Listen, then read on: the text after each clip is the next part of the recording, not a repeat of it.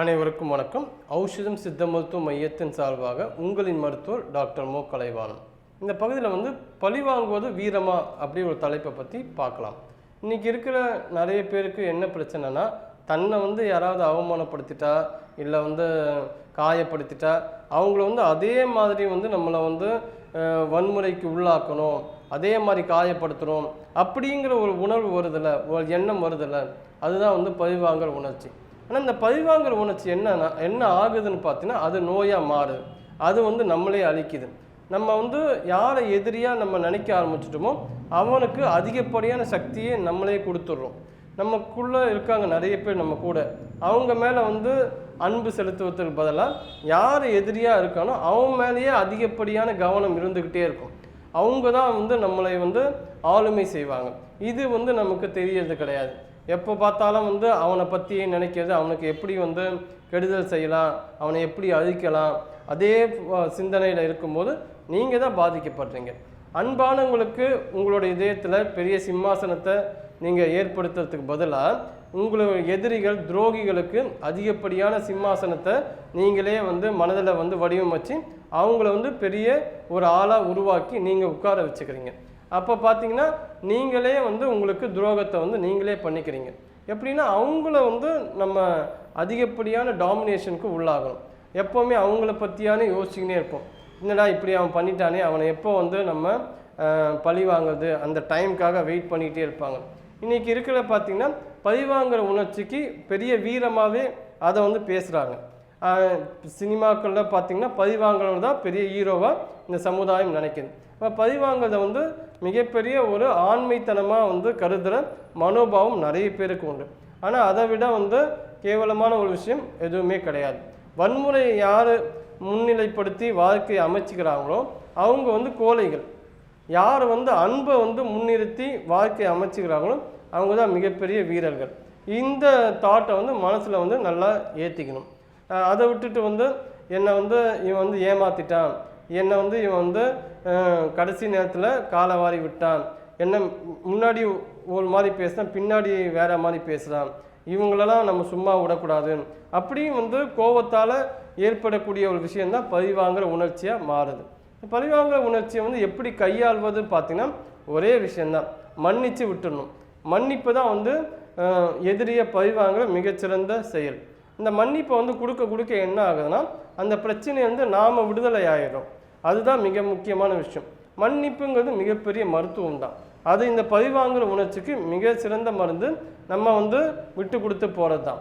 இதனால் நம்ம அந்த நேரத்தில் தாழ்ந்து போனதாக மாதிரி இருந்தால் கூட, ஆனால் எதிர்காலத்தில் நமக்கு தான் மிகப்பெரிய வெற்றி இருக்குமே தவிர, பழிவாங்குற உணர்ச்சி இருக்கிறவங்களோட வாழ்க்கை ரொம்ப சோகமாக தான் இருக்கும்.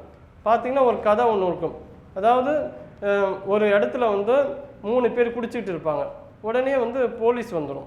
போலீஸ் வந்தவொடனே அந்த இடத்துல அவங்க குடிக்கக்கூடாது. அந்த டைமில் அவங்க குடிப்பாங்க. கரெக்டாக போலீஸ்கிட்ட மாட்டிப்பாங்க. அப்போ என்னென்னா, சரி உங்களுக்கு பனிஷ்மெண்ட் கொடுக்குறோம் சொல்லி முடிவாகுது. ஏன்னா நீங்கள் மன்னிச்சு விட்டால் நீங்கள் இதெல்லாம் கேட்க மாட்டீங்க, திருப்பி இதையே தான் பண்ணிக்கிட்டே இருப்பீங்க. சரி என்ன பண்ணலான்னு சொல்லிட்டு 20 கசையடி அப்படின்னு அந்த தீர்ப்பு தராரு அந்த ஒரு போலீஸ் ஆஃபீஸர். அப்போ என்னென்னா, ஆனால் என்ன சொல்லாது, உங்களுக்கு அதில் ஒரு சலுகை இருக்குது. நீங்கள் ஏதாவது ஒரு விஷயத்தை நீங்கள் கேட்கலாம். கேட்டிங்கன்னா அந்த விஷயத்தும் கொடுப்போம், ஆனால் இந்த 20 கசையடியும் கிடைக்கும். அப்போ உங்களுக்கு வேண்டியதை நீங்கள் கேளுங்கன்னு சொல்லிட்டு ஒரு ஆப்ஷனாகவும் கொடுக்குறாங்க. அப்போ என்ன பண்ணுறா, முதலாவது ஆள் என்ன கேட்குறான்னா, ஒரு பெரிய தலைக்காணியை என் முதுகில் நான் கட்டிக்கிறேன், அது அந்த மாதிரி ஒரு விஷயத்தை எனக்கு கொடுங்க அப்படின்னு சொன்னோன்னு சரி சொல்லிட்டு பெரிய தலைக்காணியை முதுகில் கட்டுவாங்க. முதுகில் கட்டி 8வது அடியிலேயே அந்த தலைக்காணி பிஞ்சு போய் முதுகு தோலை உறிஞ்சு போச்சு அந்த 20 அடி வாங்குற வரைக்கும். அடுத்த 2வது ஆள் பார்ப்பான், இது நமக்கு செட் ஆகுது, எனக்கு அதே மாதிரி பெரிய தலைக்காணி 2 எனக்கு வேணும், என் முதுகில் கட்டிக்க அப்படின்னு சொல்லுவான். சரி ஓகே சார், 2 தலைக்காணி முதுகில் கட்டிட்டு திருப்பி 20 அடி, அது 15வது அடியிலேயே 2 தலைக்காணி பிஞ்சு அவனோட முதுகு தோலை உறிஞ்சிடும். அப்போ 3வது ஆள் என்ன சொல்லுவான்னா, இந்த 2 பேரை பார்த்துட்டு, சரி எனக்கு அந்த 20 கசையடியை 40 கசையடியாக கூட நீங்கள் டபுளாக நீங்கள் எனக்கு கொடுங்க, ஆனால் பார்த்தீங்கன்னா இந்த ரெண்டாவது ஆள் இருக்கால அவனை வந்து என்னோட முதுகுக்கு பின்னாடி கட்டி வைங்க அப்படின்னு சொன்னானா. அதுக்கேற்று எல்லாருக்கும் வந்து ஷாக் ஆகிடுச்சா. என்னென்னா இந்த கதை வந்து ஒரு காமெடிக்காக சொல்லப்பட்டாலும் கூட என்னென்னா அடுத்தவங்கள வந்து பழிவாங்குற உணர்ச்சி, அடுத்தவங்களோ எந்த அளவுக்கு காயப்படுறாங்களோ அதை பார்த்து நம்ம வந்து சந்தோஷப்படுற ஒரு மனநிலை தான் இன்றைக்கி நிறைய பேருக்கு இருக்குது. யாராவது வந்து நல்லா இருக்கேன் சொன்னால் மற்றவங்க அதை கேட்டவங்க வந்து ரொம்ப ஷாக் ஆகிடும். அது எப்படி இவன் மட்டும் நல்லா இருக்கலாம், இவன் மட்டும் வந்து நல்லா நீட்டாக ட்ரெஸ் பண்ணலாம், இவன் மட்டும் எப்படி எப்போவுமே சிரித்த மாதிரி இருக்கலாம், இந்த மாதிரியான விஷயங்கள் வந்து தேவையில்லாத பழிவாங்குற உணர்ச்சியாக அவங்களுக்கு ஏற்படுது. இதில் என்னென்னா மனோபாவம் எப்படி இருக்குன்னா, நம்மளால் இருக்க முடியல, நம்மளால் வந்து அன்பாக 4 பேர்கிட்ட பேச முடியல, நம்மளால் வந்து விட்டு கொடுத்து போக முடியல, நம்மளால் வந்து அரவணைச்சு கொண்டு போக முடியல. அப்படி இருக்கிறவங்களுக்கு மற்றவங்க இதே மாதிரி அன்பாக இருக்கிறது, அரவணைச்சு போகிறது, விட்டு கொடுத்து போகிறது, மன்னிப்பு கொடுத்து போகிறது, இந்த மாதிரி விஷயங்கள் வந்து இன்னொருத்தர் பண்ணால் அவங்க மேலே வந்து பொறாமை வருது, அவங்க மேலே வந்து ஒரு பழிவாங்குற உணர்ச்சியாக மாறுது. அந்தந்த நேரத்துக்காக வெயிட் பண்ணுறாங்க. நேரடியாக எந்த பிரச்சனையும் இருக்காது. ஆனால் வந்து ஒருத்தர் லைஃப்பில் வந்து முன்னேறி அடுத்தடுத்த கட்டத்துக்கு போகும்போது அதை மற்றவங்களுக்கு வந்து ஒரு பொறாமையின் காரணமாக பழிவாங்குற உணர்ச்சியாக மாறுது. இப்படியும் பழிவாங்குற உணர்ச்சிகள் வந்து அதிகமாக மக்கள்கிட்ட இருக்குது. ஆனால் பாருங்கள், எந்த ஒரு பழிவாங்குற உணர்ச்சியும் அடுத்தவங்கள வந்து பாதிக்காது. அதுதான் உங்களுக்கு மிகப்பெரிய எதிரியாக இருந்து உங்களையும் அழிக்கக்கூடிய ஆற்றல் வந்து அந்த பழிவாங்குற உணர்ச்சிக்கு உண்டு. அதுவே வந்து நோயாக மாறுது. அந்த நோயாக மாறாமல் நம்ம பார்த்துக்கணும். ஸோ எதிரியை வந்து கண்டிப்பாக மன்னிச்சு விட்டுறது தான் நமக்கு ஒரு விடுதலை. அதே போல் சில எதிரிகளை வந்து நம்ம வந்து அக்செப்ட் பண்ணிக்கணும்.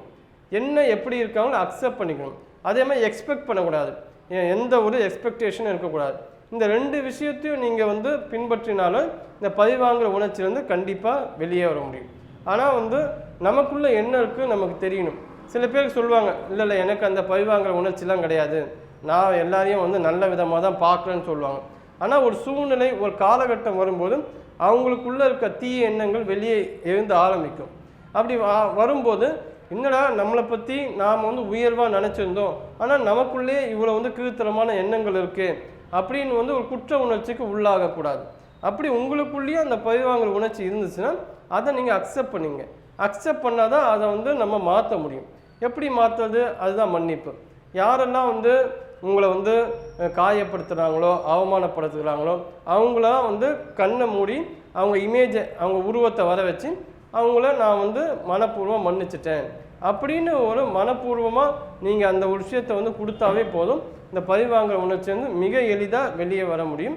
நன்றி, வணக்கம். இப்போ நான் பேசிய இந்த விஷயங்கள் வந்து உங்களுக்கு பிடிச்சிருந்தால் லைக் பண்ணுங்கள், ஷேர் பண்ணுங்கள், சப்ஸ்கிரைப் பண்ணுங்கள். உங்களோட கமெண்ட்ஸை வந்து நாங்கள் வந்து எதிர்பார்க்குறோம். நன்றி, வணக்கம்.